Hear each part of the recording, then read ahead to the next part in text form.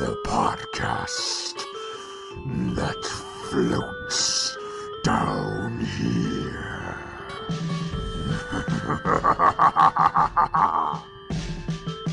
Hi, I'm Melissa, your Stephen King veteran. Hi, I'm Ben, the Stephen King and horror film fanboy. And hello, I'm Luke, your first-time Stephen King reader.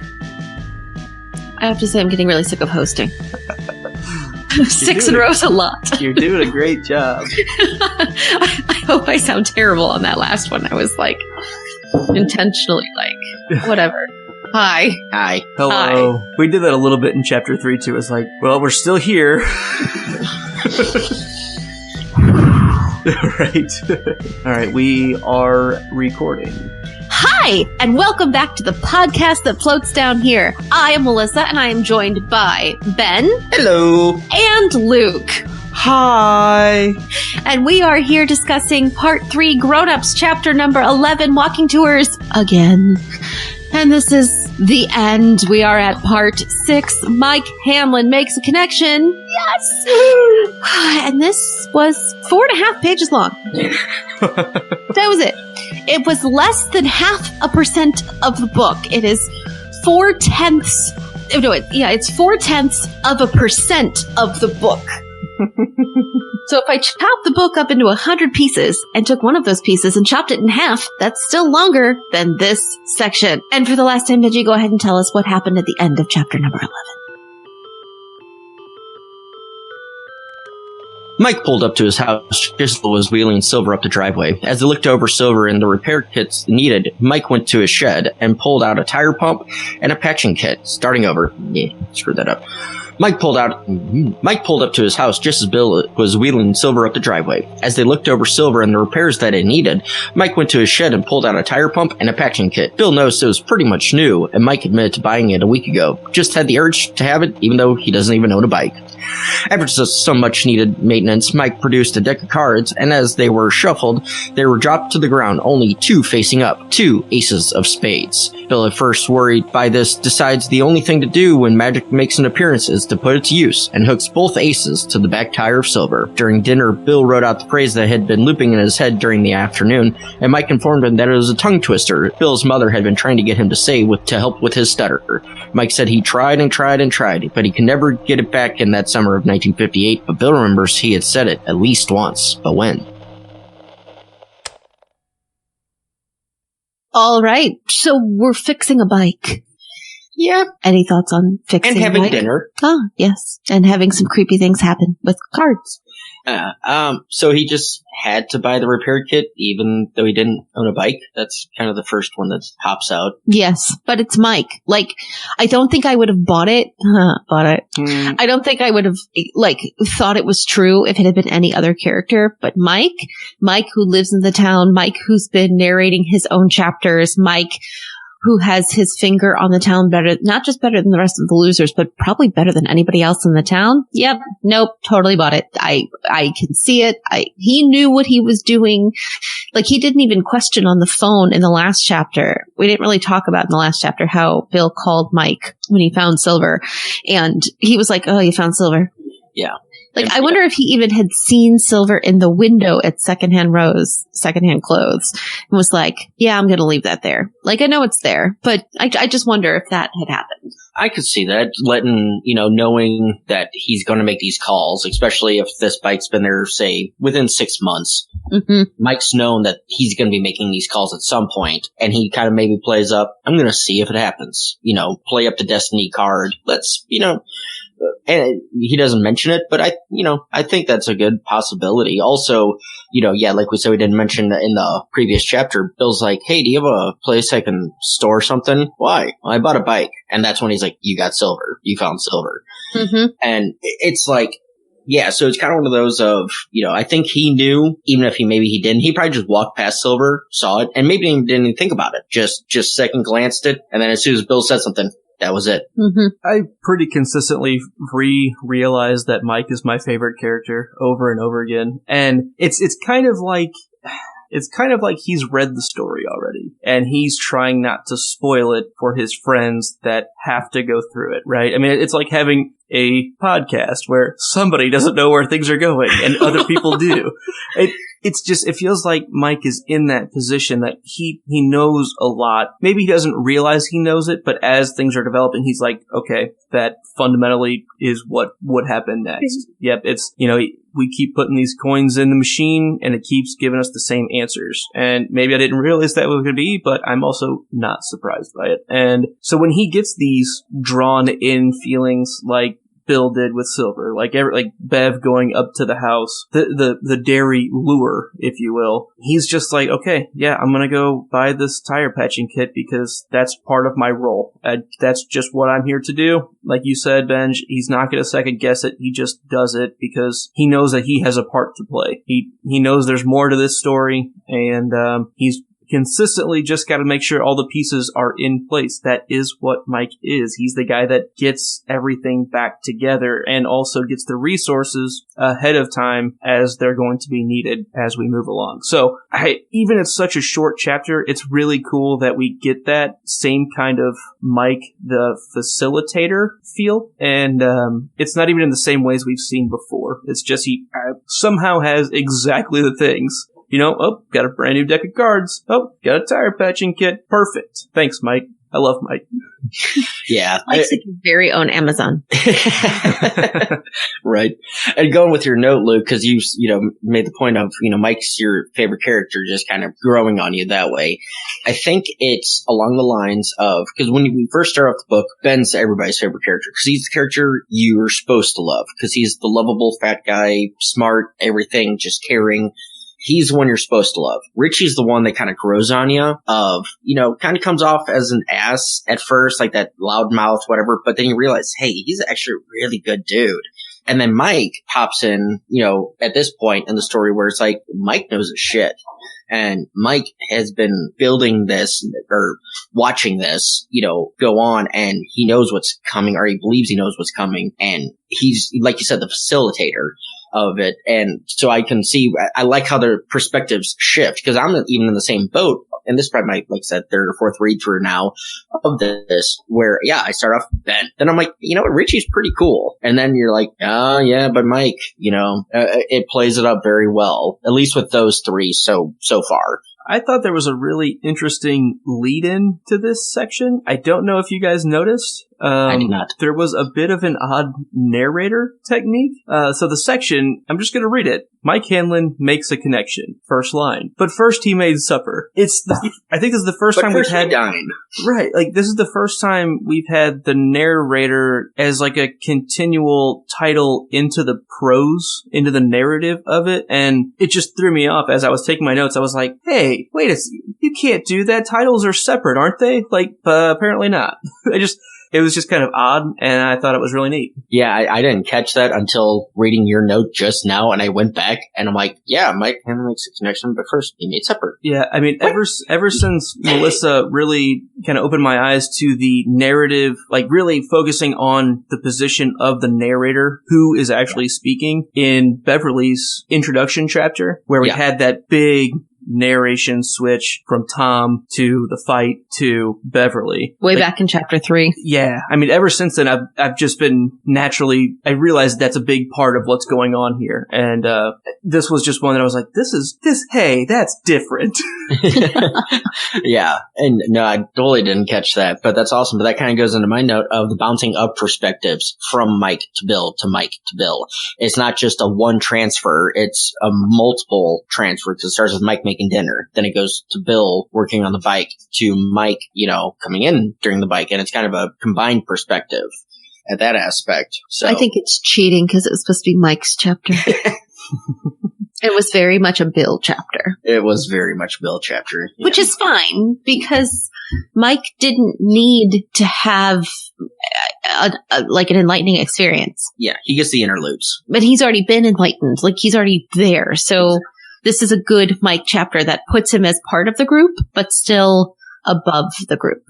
These two characters are so kind of unique, special in this group because, I mean, I think that pulls right back from what we talked about last section. Bill doesn't see Pennywise. He doesn't have a direct interaction with him. And like, I feel like Bill and Mike have a difference from the rest of the group. And one, we know Mike has been the narrator. He gets us, special perspectives that others don't get. But Bill kind of has a similar thing that they're both kind of sharing this knowledge role. And so seeing just these two in a scene together is pretty cool. We've seen it before, right before they did the reunion. But this is the first time where it's just like, hey, let's spend several pages with just these two, at 4.5 to be exact. And, I don't know, those two characters just seem different to me compared to everybody else.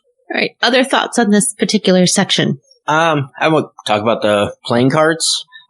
Because they open a brand new pack and Bill stutters with his hands and drops all the cards as he's trying to shuffle them, and 2 aces of spades come up. That's not supposed to happen, first of all. And then I don't really get the significance of, I understand the difference between a red back and a blue back, but I don't really get they didn't explain what color back the rest of the cards were. They did. Right when he first opened it, it was all blue. The entire pack. It said opened a blue back pack. And he just brand new opened it. Yeah. And yet there was a red card in there. He talked about the gloss on it too, right then too, right? It's in that same. It makes it harder to shuffle. And I glossed over that line of what the rest of the cards were. So it was 52, assuming blue back cards and 1 red back, both ace of spades. I don't think the red card was in the stack until it hit the ground. Yeah, and I don't disagree with you. I'm just saying, after the stack fell. But I do like the line of, if there are certain preconditions for the use of magic, those preconditions will inevitably arrange themselves, right? I love how he's like, I gotta do this. But right? I'm right. Right? Well, so that's the exact line that Mike said to all of them that afternoon at lunch. And so here's Bill giving it right back to him of, here's those preconditions. They're arranging themselves right here. This is it. Was it not mentioned even before that in a chapter too? I feel like it's been said a couple times, but maybe it was just that one. And but I was like, right away, I was like, oh, there's that line again, because it stood out to me a lot in that chapter as well. It's like it just sticks with you. If it's going to be magical, guess what? You're probably not going to have any chance of getting away from it, and that seems very in line with what we've seen. This is coming for you, and you have no choice to either be. You're involved. Okay, you're in. It's what it is.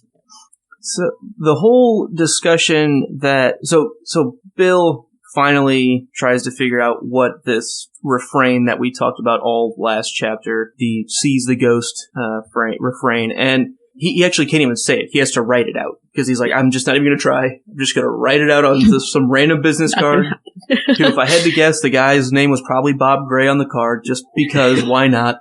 Preconditions. Right, exactly. So he writes it out, and he's like, are you going to tell me what this is, or is this like something else you just can't tell me? I like that Bill calls him out on him being the narrator and knows too much.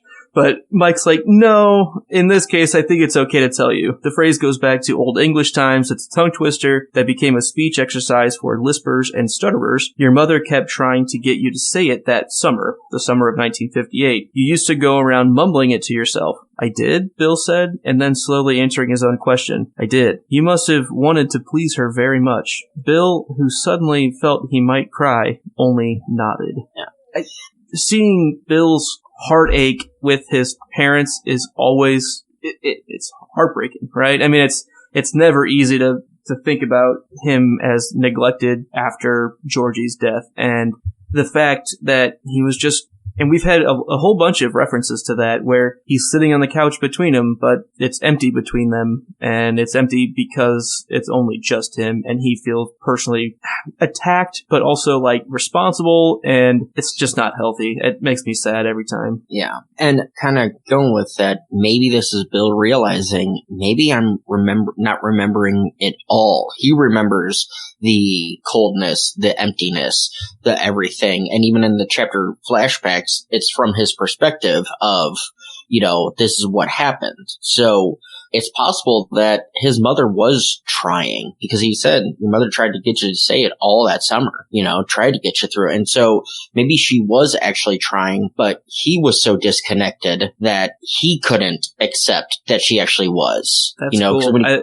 That's a really, really interesting perspective on that. I hadn't thought about that because, all of these are, I guess you could say that the flashbacks we see are typically in that character's mentality thinking back, which most of them seem to be. So his subconscious won't let him remember the things that maybe his mom was trying. That's cool. I like that's a cool idea. And then also to finish off, sorry, Melissa, but Bill remembers, he's like, I did say it once, but when?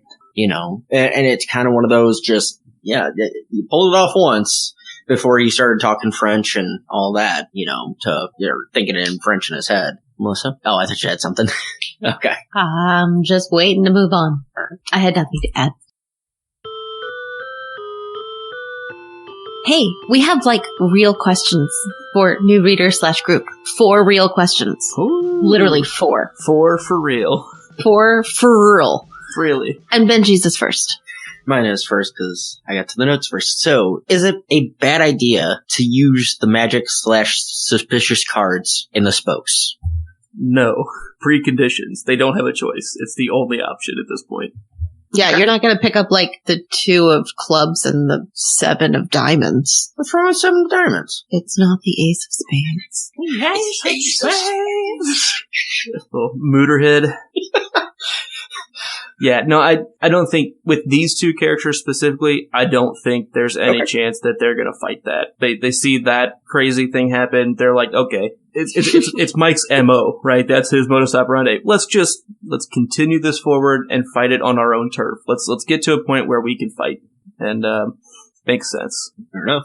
All right. I have 3 questions for the group, and it's simply because I don't know them. Question 1. Mike keeps thinking that someone or someones won't come back tonight. He said it when they were at lunch. He then repeated it in this particular section. And yes, we've read all the sections, so we know as of a certain time in the afternoon, they were all currently living, but that doesn't mean they've met tonight at the library. Who do you predict won't make it and why? Eddie, because he's a wimp. And Luke? But do you think he's just leaving? No, I think he's dead. I mean, if But that's part of it too. Somebody could just go. Yeah, if I was in Mike's shoes, who's leaving, who's staying, who's dying? Eddie's dead. I'm gonna stay. Richie's gonna stay. I could see Richie leaving. I could see Richie leaving, but Richie would be the one that maybe goes. Bev would stay. Bev would stay for Bill. She has nowhere else to go. Exactly. Don't you guys know the answers? Do we? Do we? I would hope so. Okay, This book's really confusing. Okay, well, anyway. They're all dead.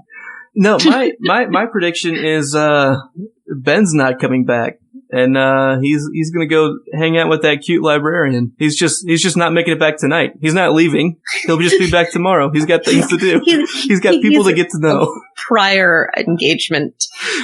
That's where I'm at with it. All right. Look, I was taking the question as from Mike's perspective. Who would? Okay, I'm with you. Yeah.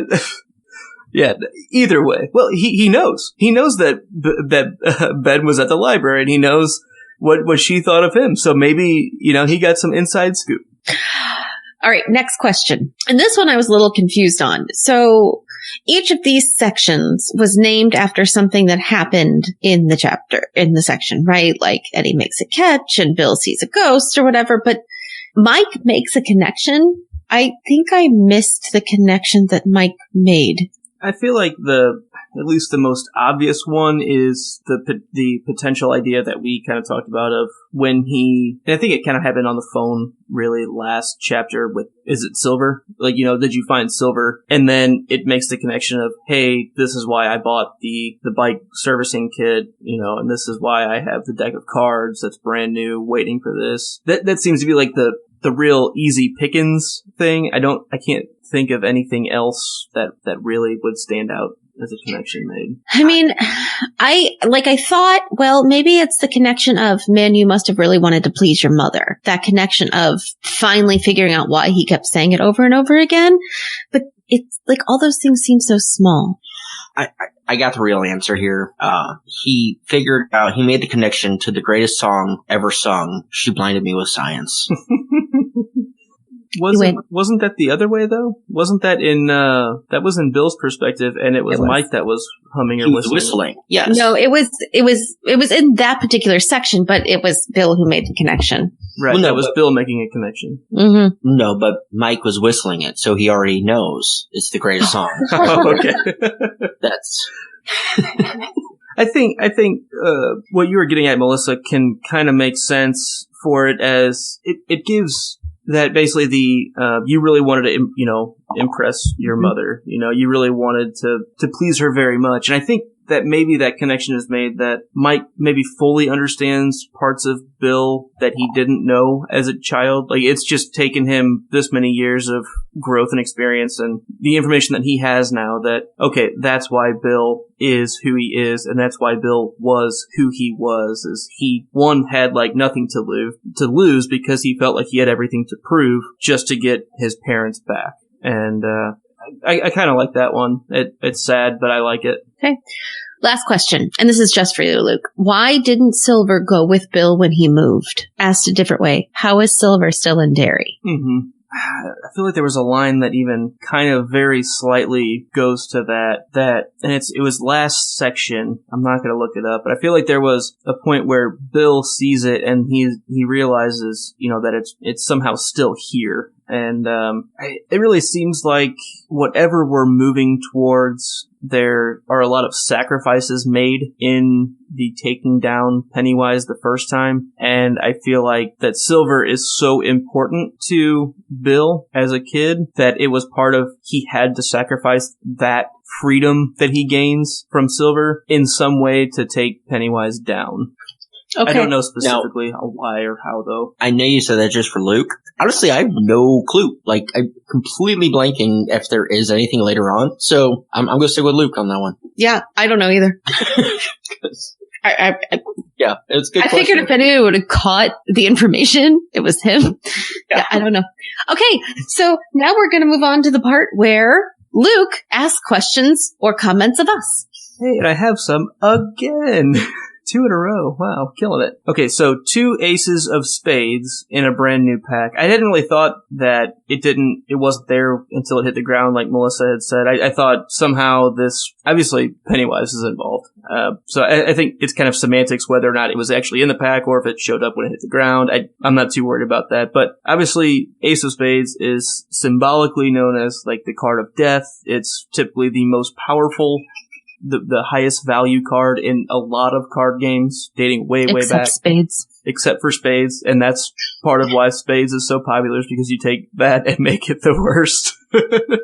But, so I look at this, and obviously Ace of Spades means card of death. And so my first couple of thoughts were, is there maybe one for each of them, being Mike and Bill, that Pennywise is saying, hey, I see you both and I'm gunning for you? Or maybe it's more of, and this kind of goes back to Melissa's question of, why does Mike keep thinking that not all of them are going to be returning? And so maybe it's just 2 in the group that might not be coming back. And that's kind of symbolically being shown with the 2 aces, that maybe 2 end up dying here today. And then I thought, well, if there's a red back and a blue back, maybe since they're different colors on the back, that there's one for a loser and one for Pennywise himself.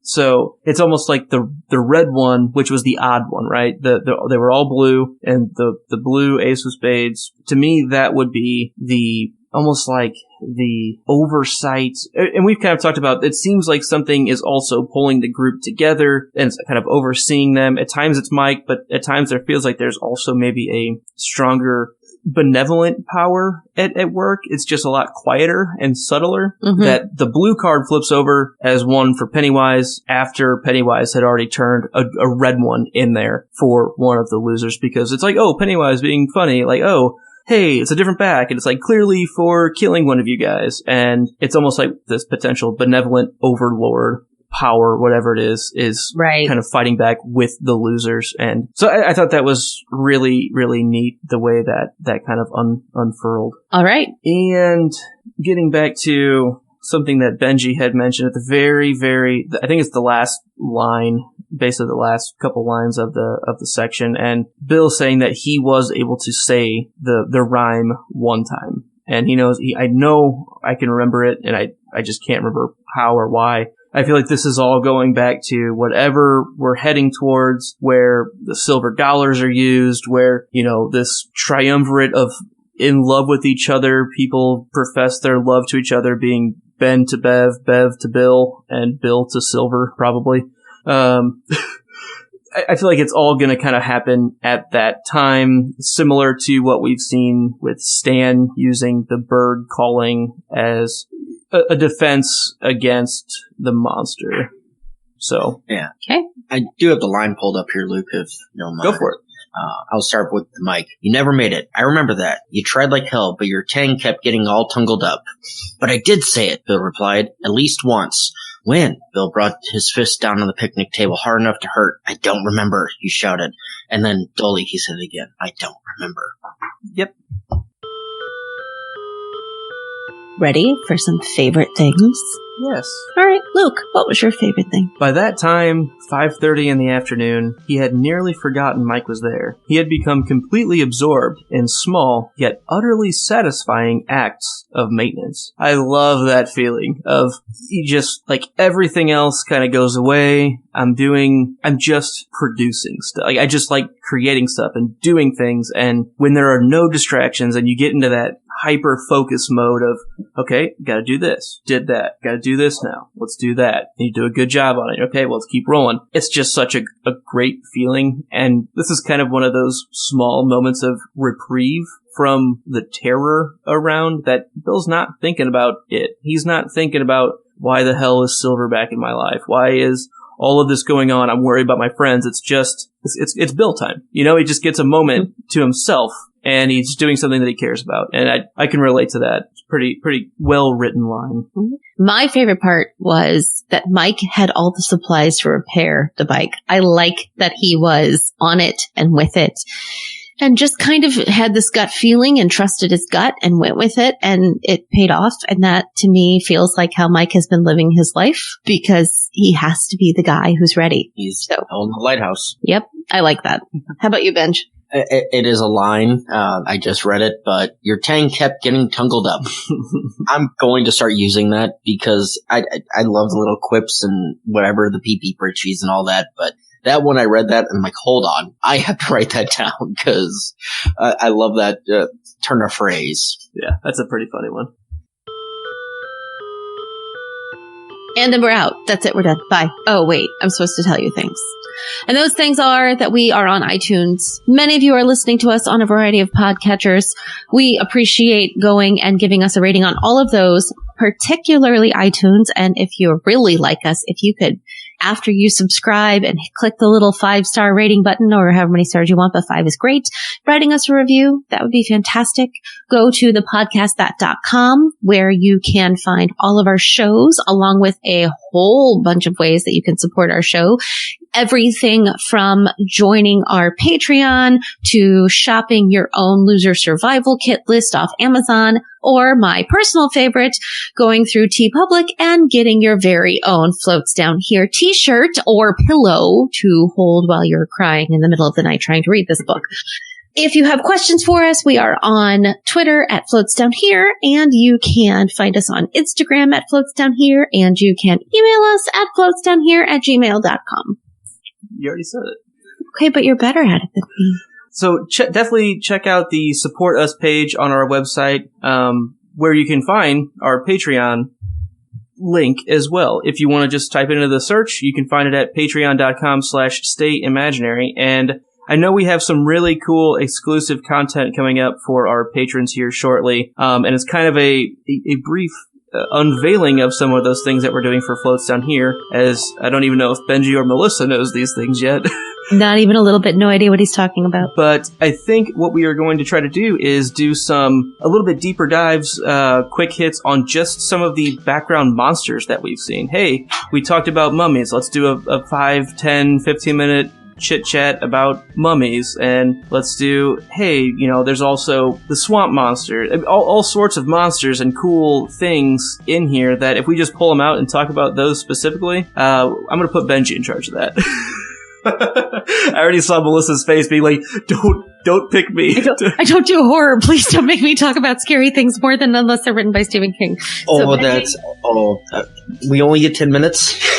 I mean, honestly, do what you want. I'm going to give you a free reign to go deep dive on monsters, basically. Monsters, any of the nostalgia stuff, too. I think you could have a lot of fun with, like, in Ben's first chapter, or one of his first chapters, where he goes through the old candies and things like that. I feel like you could have a lot of fun with all that stuff. So, that is going to be coming up soon, starting at some point in the near future. Keep an eye on that. Check our socials. And please do become a patron at patreon.com/stayimaginary, and you will get that awesome content. Join us next time when we are finally moving on to chapter number 12. I cannot tell you how excited I am about this one. It's called 3 Uninvited Guests. You'll flow too. Stay imaginary. Thanks.